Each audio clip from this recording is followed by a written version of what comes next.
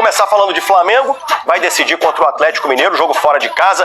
Richard Souza tá lá em Belo Horizonte para trazer o clima do jogo pra gente. Informações, Richard Souza. Fala, Escobar, tudo bem? Boa tarde pra você, meu amigo, boa tarde pra todo mundo que tá com a gente. Olha só, o Flamengo chegou ontem à noite a Belo Horizonte e foi muito bem recebido por um grupo de rubro-negros na concentração, muito carinho pros jogadores. O técnico Felipe Luiz relacionou 24 atletas para essa decisão contra o Galo. Ele não pode contar com o Luiz Araújo e com o Bruno Henrique. Segundo o clube, os atacantes não têm lesão, mas estão muito desgastados fisicamente, então o Flamengo preserva esses jogadores. Em contrapartida, a Arrascaeta está disponível, Jorginho também. Então a gente pode pensar no meio-campo do Flamengo com Alan, Jorginho e Arrascaeta. Então, imaginando uma provável escalação para hoje à noite, vamos dar uma olhada no nosso campinho com Rossi, Varela, Léo Ortiz, Léo Pereira, Ayrton Lucas, Alan, Jorginho e Arrascaeta. E na linha de frente teremos Gonçalo Plata na função do Luiz Araújo, Samuel Lino do lado esquerdo e Pedro no comando do ataque. Diante das prioridades do Flamengo, das competições, Escobar, eu posso dizer que essa é a força máxima possível para hoje à noite. Muito bem, tá dito então. E Richard Souza, uma coisa, o Flamengo costuma se dar bem aí, né? Nesse estádio do Atlético. Pois é, Escobar, olha só, o Flamengo está em desvantagem, né? Só pra gente repassar, com a derrota por 1-0 no Maracanã semana passada, o Flamengo tem que vencer. Não tem negociação, perdeu por 1-0, então, se vencer por um gol de diferença, a decisão vai para os pênaltis. 2 ou mais gols mandam o Flamengo diretamente para as quartas de final. Aí tem um dado que não é muito legal, olha só, segundo o levantamento do gato mestre do GE, o Flamengo jamais conseguiu reverter uma desvantagem fora de casa no mata-mata, e aí são 11 eliminações, mas por outro lado aqui, não sabe o que é perder e nem o que é empatar. Olha só a reportagem. Cena comum em qualquer estádio horas antes de um jogo. O cuidado com cada detalhe. É a preparação para o que virá. E isso sim é imprevisível. Atlético Mineiro e Flamengo. Mata-mata, decisão. Não faz muito tempo que Belo Horizonte viveu essa atmosfera. Há 9 meses, os clubes decidiam a Copa do Brasil aqui. No arquivo, não tem só a festa rubro-negra com o penta da competição. O Flamengo é campeão da Copa do Brasil 2024! Aquela final também ficou marcada por episódios de depredação e violência, antes, durante e depois da partida. Torcedores atleticanos tentaram invadir o gramado, o clube foi punido e o estádio chegou a ser interditado. Nos 2 jogos mais recentes entre eles, ambos no Maracanã, a torcida do Flamengo tripudiou.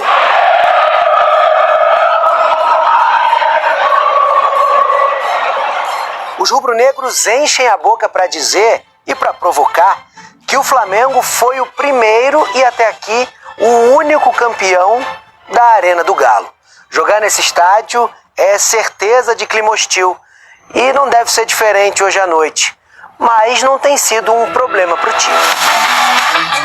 Além daquela final, o Flamengo venceu por 4-2 pelo Brasileiro do ano passado. Tá em casa, aqui tem muito flamenguista, aqui dentro de Belo Horizonte, interior também vem. A gente tá esperando exatamente, né, o Flamengo ir pra cima, principalmente contra o Galo. A Arrascaeta chegou a ser dúvida pro jogo de hoje, mas está disponível.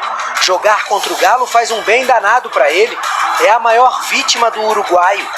10 gols e 3 assistências. Quando a gente fala de Flamengo e Atlético, assim, de jogador decisivo, você lembra do Arrasca? Ó, tá doido, o pai deles, como que não lembra? Desde a época do Cruzeiro ele já vem fazendo os golzinhos no Galo, hein? Eles temem a Arrascaeta, eles já sabem que ele é terrível, ele vai fazer a diferença no jogo. A casa atleticana agora tem piso novo, grama sintética, mas pelo menos até agora o Flamengo sabe bem onde pisa.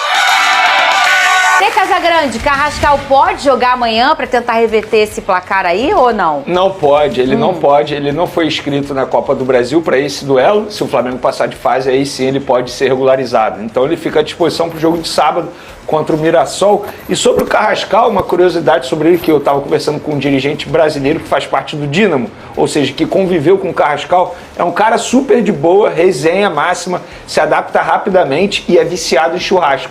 Tanto é que ele acabou esquecendo uma churrasqueira que ele utilizava lá na Rússia. Ele falou, vou ter que comprar uma aqui no Rio de Janeiro. Então, assim, é um cara que vai chegar muito bem ao time do Flamengo. E, além disso, ele, embora esteja custando um valor extremamente alto, 12 milhões de euros, mas ele não chega para ser a solução do problema do Flamengo. Muito pelo contrário. Ele chega para, entre aspas, compor o elenco, fazer parte do elenco e brigar por uma vaga no time titular, no caso do Arrascaeta, porque o entendimento da comissão técnica e da diretoria é que ele chega para suprir a ausência do Arrascaeta quando o Arrascaeta não puder jogar, for convocado, porque a gente sabe que o Arrascaeta tem muitos problemas físicos. Então, eu acho que foi uma boa contratação, uma contratação interessante. Potencial ele tem para se firmar no time do Flamengo. Agora, a ver se ele vai se encaixar de uma maneira rápida ao estilo de jogo do técnico Felipe Luiz, que a gente sabe, tem que ter paciência. É um jogador colombiano, está chegando agora no futebol brasileiro, tem que se adaptar, tem esse período de adaptação como qualquer outro estrangeiro. Mas potencial ele tem e o time do Flamengo está pronto para recebê-lo, para ele suprir essa ausência do Arrascaeta quando for necessário. Mas o Lucas Pedrosa, Vene Casagrande trouxe essa curiosidade sobre Carrascal. Sim. Vamos relembrar, essa novela tá há tanto tempo para acontecer, para ter o desfecho, né? Um mês e meio, Vene? Não, o dia exatamente que começou, perguntei a uma pessoa do Flamengo. Dia 3 de maio foi o primeiro contato. Olha só! 3 de maio. Muito tempo. 3 meses, e né? ele foi, 3 meses praticamente, porque ele foi contar no anunciado dedo. agora em agosto, no começo de agosto. Exatamente. A gente já tá aqui em agosto.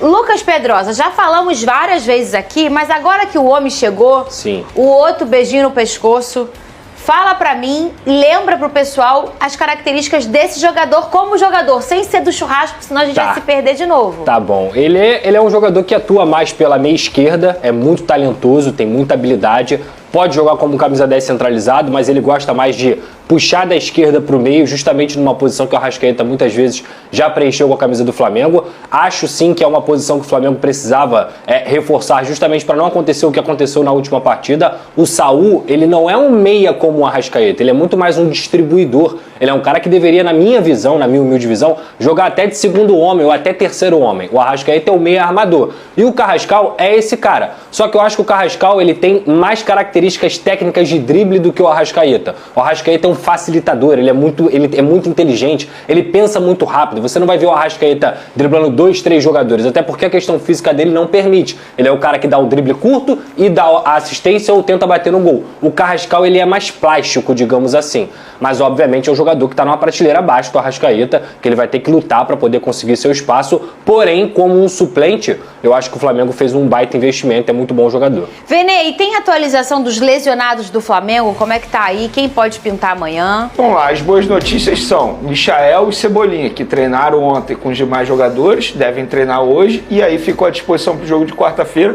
Eu considero um reforço, embora muita gente, muitos torcedores rubro-negros fiquem criticando esses dois jogadores, mas querendo ou não, você ter dois jogadores, setor ofensivo à disposição, facilita muito a vida do técnico Felipe Luiz, embora a gente saiba que o Samuel Lino é o titular dessa posição, no caso, a ponta esquerda. Mas o Michael e o Cebolinha, que não jogam desde julho, inclusive, ou seja, são jogadores que estão fazendo falta ao técnico Felipe Luiz. E o Samuel Lino que já chegando, né, Lucas Pedrosa? Só atualizar a questão do De La Cruz, ele está tratando uma inflamação no joelho.